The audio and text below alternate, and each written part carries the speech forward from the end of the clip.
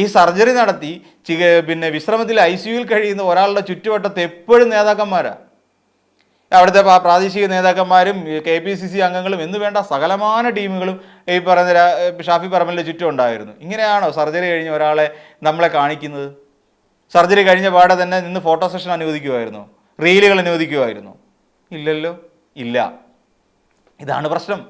അപ്പോൾ ഇങ്ങനെയുള്ള ഷോകളെല്ലാം നടത്തിക്കൊണ്ട്, പിന്നെ തന്നെയല്ല പലരും സോഷ്യൽ മീഡിയ എഴുതി കണ്ടു, പലർക്കും അനുഭവങ്ങളുടെ വെളിച്ചത്തിൽ നിന്നുകൊണ്ട് എഴുതുന്നത്. അവർ മൂക്കിലൊരു സർജറി ഉണ്ടായിരുന്നു, ആ സമയത്ത് അവരുടെ മീശ എടുത്തു മാറ്റി. ആ കാരണമുണ്ട്. കാരണം നമ്മൾ മീശ എന്ന് പറയുന്നത് ഒരു പക്ഷേ നമ്മുടെ ഒരുപാട് രോഗാണുക്കൾ തങ്ങി നിൽക്കാൻ ഇടയുള്ള ചില സ്പേസുകളാണ്. അതിനെക്കുറിച്ച് പല ഡോക്ടർമാർ സഹിതം വ്യക്തമാക്കട്ടെ, താടിയും മീശയും. അപ്പോൾ അങ്ങനെ വരുന്ന സമയത്ത് ഒരു സർജറി, മൂക്കിനകത്തൊക്കെ ഒരു സർജറി എന്ന് പറഞ്ഞാൽ വളരെ പ്രയാസകരമായ സർജറികളാണ്. അപ്പോൾ അത്തരം സർജറി നടക്കുന്ന സമയത്ത് നമ്മുടെ മീശയൊക്കെ സ്വാഭാവികമായിട്ടും എടുത്ത് കളയാറുണ്ട്.